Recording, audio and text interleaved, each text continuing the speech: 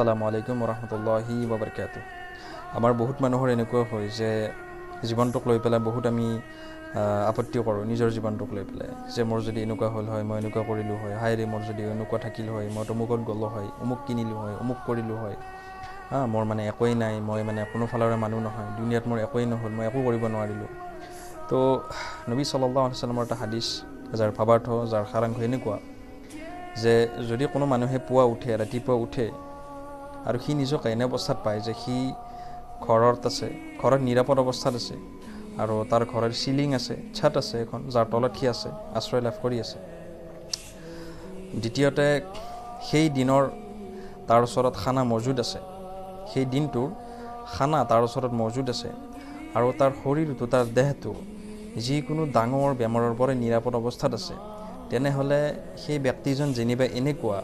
যে সেই ব্যক্তিজনৰ ওচৰত আল্লাহ তাআলাই সমগ্ৰ নিয়ামত, সমগ্ৰ সম্পদ তাৰ ওচৰত জমা কৰি দিলে, সমগ্ৰ সম্পদ নিয়ামত তাৰ ওচৰত আনি দিলে আল্লাহে। মানে সি বাদশ্বাহৰ লাইফ মানে যেনিবা গুজাৰি আছে, কটাই আছে, যদি এই তিনিটা বস্তু তেওঁৰ আছে। তো আমি একবাৰ চাব যাওঁ যে বহুত মানুহৰ যে টকা আছে, বহুত মানুহৰ দামী গাড়ী আছে, দামী বিচনা ফাৰ্নিচাৰ আছে, AC আছে, কিন্তু কিছুমান মানে এনেকুৱা আছে যে টকা আছে ঠিকেই, কিন্তু সেই মানুহজনে নিজৰ পচন্দৰ বস্তু খাব নোৱাৰে, নিজৰ শৰীৰটোৱে পাৰ্মিশ্যন নিদিয়ে সেই বস্তু খাবৰ কাৰণে। বহুত মানুহৰ দামী গাড়ী আছে, লাখ টকীয়া, বহুত ডাঙৰ দামী গাড়ী আছে, লাখ টকীয়া, লাখ লাখ টকাৰ গাড়ী আছে, কিন্তু সেই গাড়ীত সেই ব্যক্তিজনে বহিব নোৱাৰে ভালকৈ, বেলেগৰ চাহাৰাৰ প্ৰয়োজন হয়, আৰু গাড়ীত বহিলেও মানে শান্তিমতে বহিব নোৱাৰে নিজৰ শৰীৰটোৰ কাৰণে, কিবা বেমাৰ অসুবিধাৰ কাৰণে। আৰু বহুত মানুহ এনেকুৱা আছে যে বহুত লাখ টকীয়া বিচনাত টোপনি মাৰি আছে ঠিকেই, কোমাই আছে ঠিকেই, AC আছে ৰুমত, কিন্তু টোপনি নাই, ৰাতি তেওঁৰ টোপনি নাযায়, টোপনিৰ টেবলেট, টোপনিৰ মেডিচিন খাব লগা হয়, মানে বিভিন্ন টেনশ্যন, ডিপ্ৰেশ্যন লৈ পেলাই সেই লাখ টকীয়া বিচনাত ACৰ তলত সোমাব লগা হয়, কিন্তু শান্তি নাই। তো আমি এটা বস্তু সেইকাৰণে লক্ষ্য কৰোঁ যে আল্লাহে আমাক যি দিছে আমি যাতে তাৰ ওপৰত সন্তুষ্ট থাকোঁ, আমি তাৰ ওপৰত যাতে আমি সন্তুষ্ট থাকোঁ। আল্লাহে মোক যি হালততে ৰাখিছে, হয়তো আপোনাৰ দৰে আপুনি যিটো লাইফষ্টাইলত কটাই আছে, আপোনাৰ যি লাইফষ্টাইল হয়তো কাৰোবাৰ কাৰণে সেয়া এটা মানে সপোনৰ দৰে হ'ব পাৰে, কাৰোবাৰ এটা মানে খোৱাইছ হ'ব পাৰে, আপুনি যিটো লাইফষ্টাইল আপুনি হয়তো যিটো কটাই আছে, আৰু মুকদ্দৰ যিখিনি আছে সেইখিনি আপুনি পাবই। আমি বহুতে কওঁ যে মই যদি অমুকটো নকৰিলোঁ হয়, মোৰ লগত যে অমুক নহ'ল হয়, মই যদি অমুকটো নাখালোঁ হয়, তেতিয়াহ'লে মোৰ লগত এইটো নহ'ল হয়, মই যদি আজি অমুক নকৰিলোঁ হয়, তেতিয়াহ'লে মোৰ অমুকটো লোকচান নহ'ল হয়। ঠিক আছে, মই লোকচানৰ পৰাই, মই বেয়া বস্তুৰ পৰা বাচিম ঠিকেই, কিন্তু অনিচ্ছাকৃতভাৱে যদি মোৰ লগত এনেকুৱা কিছুমান মানে ঘটনা হৈছে, বা লাইফত এনেকুৱা কেতিয়াবা ডিপ্ৰেশ্যন, কেতিয়াবা লোকচান, কেতিয়াবা পেৰেচানি আহিছে,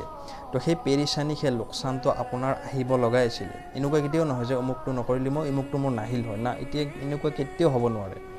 যি তকদিৰ, যি মকদ্দৰত আপোনাৰ আছিল, যিখিনি বিপদ আপোনাৰ লিপিবদ্ধ আছিল আগতীয়াকৈ, আল্লাহে যিখিনি তকদিৰত লিখিছিলে আপোনাৰ বিপদ, তকদিৰটো আল্লাহৰ ইলিম হয় ন,